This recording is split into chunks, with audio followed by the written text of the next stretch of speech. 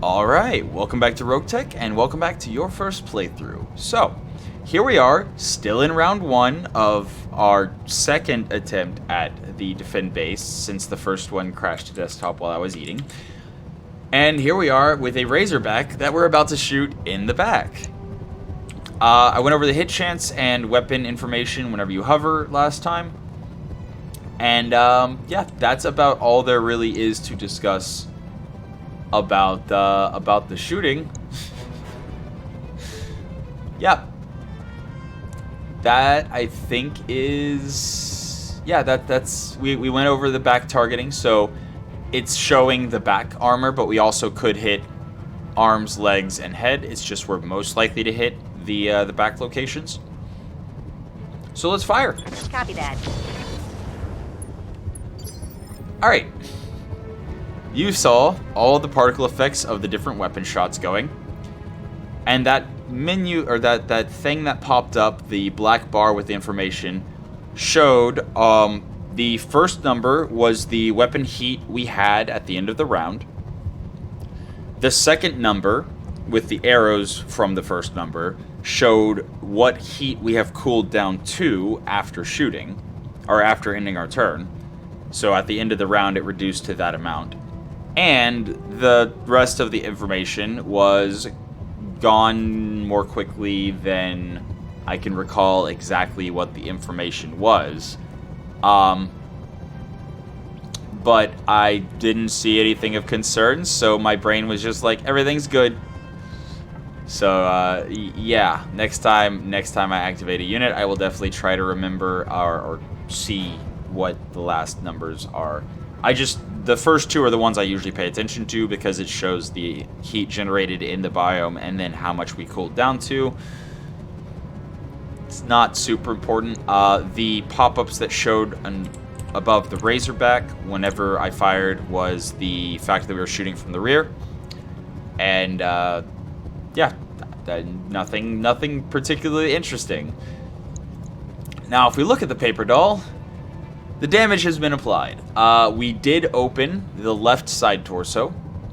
We did 10 damage to the right side torso, so one SRM hit the right side torso, or the right rear torso, and one SRM hit the center rear torso. We also got one SRM hit on one of the arms, and one SRM hit on one of the legs. So left leg, left arm each took 10 damage. Like I said, if you shoot from the rear, you can hit arms and legs. And that is all that really matters from that shot. The little yellow bar that slightly increased, that's showing the stability damage we did, which I believe is 6. No, wait. That's 11, I believe. So 10 damage was the SRMs hitting. Each SRM was 2 stability. And then the 25 damage to the side torso was one of the medium lasers hitting, which is 1 stability damage. So that's the only reason I know the exact number of the stability damage. But you can see it's about half of a bar, because each bar is 20 stability. And the little white arrow indicating where his unsteady threshold is above the block, or the gap between the 20 to 40 stability bar and the, well, I should say 21 to 40 stability bar and the 41 to 60 stability bar. So if we get him to that arrow, he no longer has 6 evasion at all. Which would be nice, especially since our hit chances are not the best. And we could, with the Bushwhacker, shoot him from the side again. Or I say again, shooting from the side instead of shooting from the back might actually be a good idea. It's a consideration, since the damage we did to the front armor, the left arm, left leg, was both left side hits. The rear armor, we opened the left rear torso. If we're shooting him from the left, assuming that we can actually hit the rear in the handheld rework from shooting from the left, that means almost all of the locations we might hit are already damaged. And it's always good to stack damage up rather than hitting fresh targets or fresh sides. And by fresh, I mean there have been no damage points dealt to it. Just in case you've heard or haven't heard the term fresh when applying to a target. So we have fresh armor all along the right side, and the left rear is the only thing that we might hit from the rear that we wouldn't potentially be able to hit from the side. Also, for science, because I want to see if I can hit him from or hit his back armor from the side. Now, another thing to consider before deciding whether to try to shoot him from the rear or from the side is which mechs and vehicles would be able to follow up on the rear damage we've already dealt. You can see the Bushwhacker, even sprinting, is not going to be able to follow up on that shot from the rear. But we can shoot from the side, and we can shoot from the side, getting 6 evasion. Now, you'll notice if you rotate the firing arc away from where it can hit, or where you can shoot the target, it turns into the dotted line where you have line of sight but can't shoot them. So I think I am actually going to swing the Bushwhacker to just barely be able to hit the Razorback. I am largely ignoring the Locust, in part because it only has one energy weapon, which is most likely either a small or medium laser. I believe the 1S is a small laser. But the Razorback still has 4 energy weapons. Even though he's hot, he could still shoot all of them next turn. And especially that PPC is a lot of pinpoint damage I don't want to have to deal with. So I am going to position around and shoot the Razorback from the side. Now then. This is a very similar situation where we are now shooting him from the side with all of our weapon systems. And this is a good point to discuss firing order. So, as we recall, it's also ammunition selection. So, we'll start with that. As you'll recall, our LBX autocannon 10 has both slug and cluster. You can cycle through the different ammunition that the weapon has available by left-clicking to go forward, or right-clicking to go backwards. Now, we only have 2 ammunition types, so obviously they look, both clicks bring them between the 2, just toggling back and forth. But if you have, for example, 6 different kinds of missile that you could shoot, left-clicking cycles forward, right-clicking cycles back. Now, I definitely am interested in shooting the cluster shot, in part because of the extra almost 3% hit chance, in part because having 10 projectiles that might hit will give, multiple chances to hit instead of just one hit or miss shot with the slug. And also, the increased crit chance will be nice if we are able to hit the rear or if our large laser hits and opens something else. Now, we don't want to shoot the cluster first, in part because of the increased hit chance. The increased crit chance.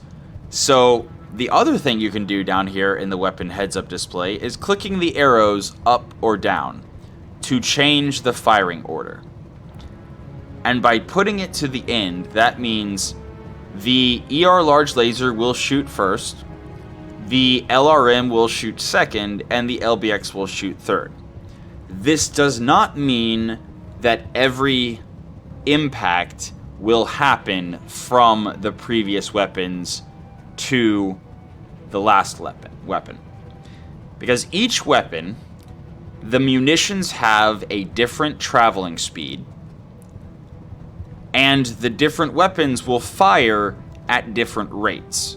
So, lasers are almost instantaneous. Whenever you shoot a laser, it will almost instantly hit the target or miss the target, as the case may be.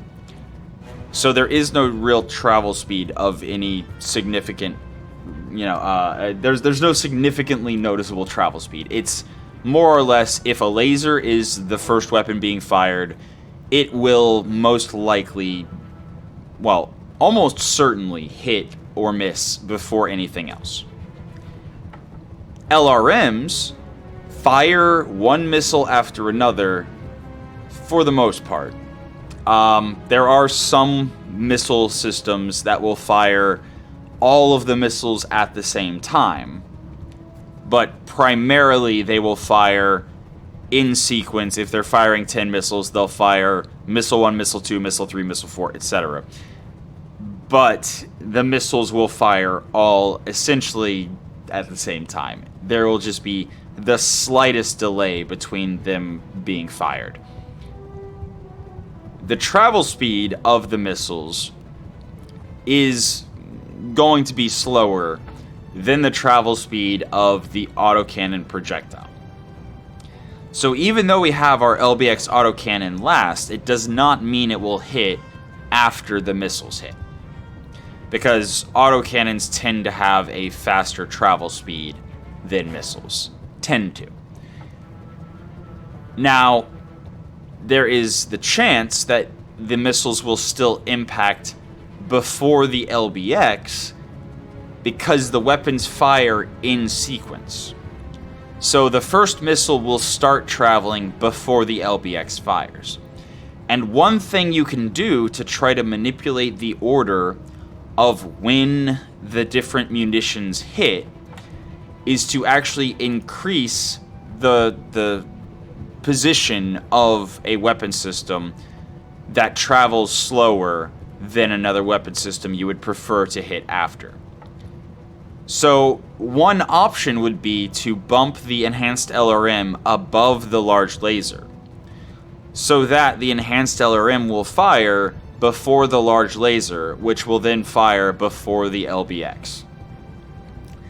It's a fraction of a second improvement in when it fires, but that fraction of a second could be the difference between the cluster shot hitting an open location or a fresh location. Worth noting, I did say the large laser, all lasers that are just pinpoint lasers, have a near instantaneous travel speed. So even though we're firing the large laser after the enhanced LRM, it is still likely to hit, if it's going to hit, before the missiles make it to the target.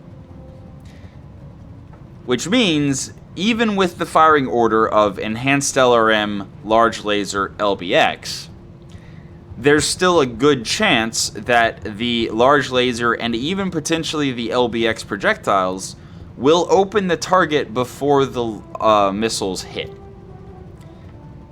So, we're going to fire it just like that. And we're going to try to pay close attention to the Razorback of when the different things hit, assuming they do. But I will put the notation right here that we do have the no sensors penalty. So this thing is a +6 or +14 difficulty to hit, because the +5 from no sensors increased it by almost 50%. So our difficulty to hit is 14 instead of 9, which is rough. That's why even though Scion has 4 gunnery, well, now it's showing 1 gunnery because this is a display bug. You can tell it's a display bug in part because, no, we do have the gunnery 4 for the hit chance calculation. We have 84% to hit. It's showing 1101 because of a display error. So, disregard that. But yes, we do have the penalty to hit due to no sensors. But we're still going to try to pay attention, and hopefully some stuff will hit so we can look at when the impacts happen. I may also play the next portion in slow motion. So, this is shooting.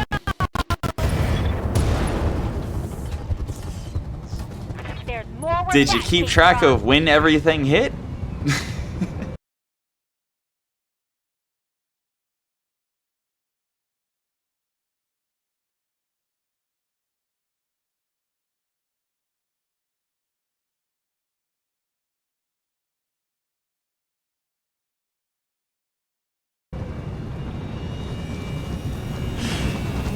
Yeah.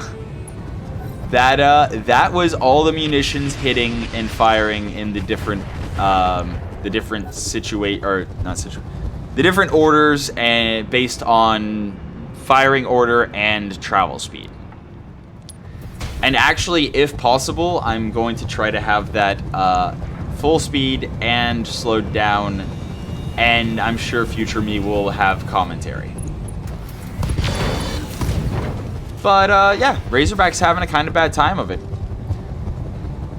Oh, actually, while I'm zoomed in like this is a good point to talk about another thing. The models in Roguetech do update based on what the weapon loadout for the mech is.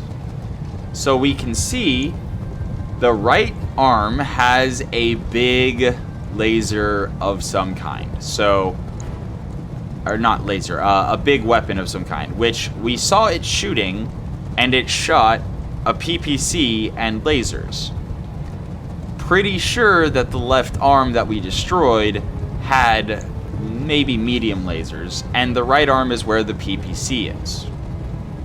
So you can actually zoom in on an enemy model and look at it with absolutely no sensor information to try to get a good-ish understanding of where exactly the different weapon systems sit. Also worth noting, the left side torso, or the left rear torso, did not take damage, and the center rear torso did not take damage. But we can't just say for sure that the back cannot be hit, because the head also didn't take damage, and the center torso also didn't take damage. But I know for a fact that those can be hit from side shots. So it could just be that it is a quite low hit chance, and if you're not checking, a single weapon impact to the rear might not be super noticeable. In any case, between the 17.5 minutes I've been recording and future me putting notations, I may or may not call it a video. You know what? I think I'm going to finish the first firing round and then call it an episode, or a video, whatever. I guess it is an episode, even though it's not really an episode because we're just covering preferably one topic at a time. So let's just finish trying to destroy this Razorback. And then, yeah, then we'll call it. Which actually, we're gonna punch him. No, wait, that's right, Phoenix Hawk. We're not gonna punch him. We're not gonna kick him either, because kicking, while we would still be able to fire all of our weapons. Oh, that's a test. So melee kick is 23 stability. Charge would be 68 stability. So no, previously whenever I looked at it, the last video, yeah. The stability that was shown was for a kick, not a charge.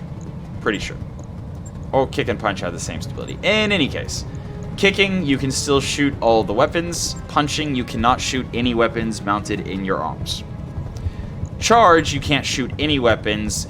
You lose all of your evasion. You take damage and stability damage. And if you hit, there's a roll to see if you just instantly knock them down, even if they were steady before you charged them. Unless that was changed. Which it might have been. But yeah, charges can be very powerful. So that is all there is about melee. Let's go ahead and, like I said, finish the first round of shooting and call it an episode. I'm going to go ahead and get the full 6 evasion that I can get from sprinting. The hit chances, pretty good. Pretty good. And all this... right, full speed. I will mention that friendly fire, I positioned here knowing that side by side hexes next to each other, we're not going to have an issue of friendly fire. I will definitely address friendly fire in detail once that is a consideration for the potential shots I'm making.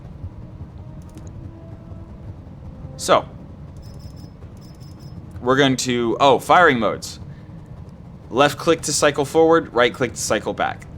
Machine guns and other weapons that have a fire mode of times whatever is how many rounds of ammunition, how many of the shots of ammunition bin you are burning through.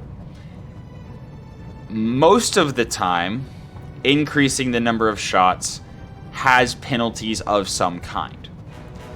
For machine guns, rotary autocannons, etc., that is usually increased recoil, increased jam chance, and possibly penalties to accuracy. You can see as we hover over it, there is no penalty to accuracy for the ×6.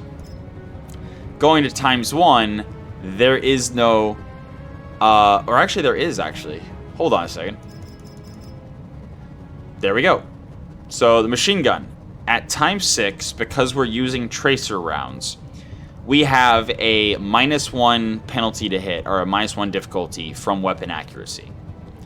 If we go to 1, at 1 we actually have a -2 difficulty to hit for weapon accuracy. So where does that bonus drop off? At ×2. So with the machine gun, if you only fire a single shot, you actually get a +1 to accuracy. That's interesting. In any case, we're shooting him in the back, and this attempt to crit him is specifically an effort to get engine crits. So he has nothing but energy weapons. The main thing that you can benefit from with crit chance is if you're critting ammunition, because critting an ammunition bin can cause an ammo explosion that could take a mech out of the fight with a single shot. Very helpful. But there are other things that you could want to crit. In this particular shot, I would not mind critting a heatsink. Destroying a heatsink could increase the heat generation that he get, or reduce the amount of cooling he gets per turn. But better than that would be critting his engine, because critting an engine has multiple different penalties associated with it. I'll go over that in more detail in a future video, but the one that's most notable here is if you crit an engine, the engine starts generating additional heat per turn. At 1 crit, it's 15 heat per turn. At 2 crits, it's 30 heat per turn. And at 3 crits, the engine is destroyed, and the mech falls to the ground inoperable. It also means that any piece of mech salvage that is remaining with engine destruction is available on the loot table. So if we were to destroy the engine with 3 crits to the engine on the Razorback, right now, we would have, since I have 4 pieces of mech salvage to build a mech, we would have 3 pieces available. If the arm was still on the mech and we got the engine destruction, then all 4 pieces we would need to build a Razorback would be on the ground. Now, I'm not actually super interested in that, because the Razorback's only a 30-tonner, and I would rather start building with at least 35-tonners. But I wouldn't say no to a Razorback. At the same time, that's not the main reason I'm trying to crit the back. I'm mainly trying to crit the back to cause increased heat generation if I don't get the kill. So, with that out of the way, we are going to fire. And you can see the pulse laser fired 3 pulses. And that's an engine destruction. Worth noting, if you have a standard engine, the only way to crit the engine is either hitting center torso or hitting side torso after the side torso is destroyed. So the engine can only be crit if you're dealing damage to the location the engine is in. But that particular model of Razorback is running an XL engine, which is abbreviation for extra light, not extra large. But it's understandable if somebody thinks XL is for extra large, because it is larger, it takes up more slots and location than a standard engine. But it is for extra light, and XXL is extra light. We'll get into that once it's relevant. But yeah, we destroyed the Razorback with an engine crit destruction. So unless another component location got destroyed in the process of that fight, or of that single alpha strike, we now have multiple pieces of a Razorback on the ground. Cool. I'm actually more interested in taking that PPC than I am in taking the Razorback, but we'll get to that on the salvage screen at some point eventually once we get there. And actually, I think I'll call it, because we've destroyed the mech, and now, even if I don't do any slow motion shenanigans, it's still 27 minutes into the recording. That's enough. And I want to be able to comment on other things whenever we're targeting the other mechs, or the Locust and the other vehicles. So for now, that's been your episode of Roguetech for the day. I hope you enjoyed it, and until next time, have a good one.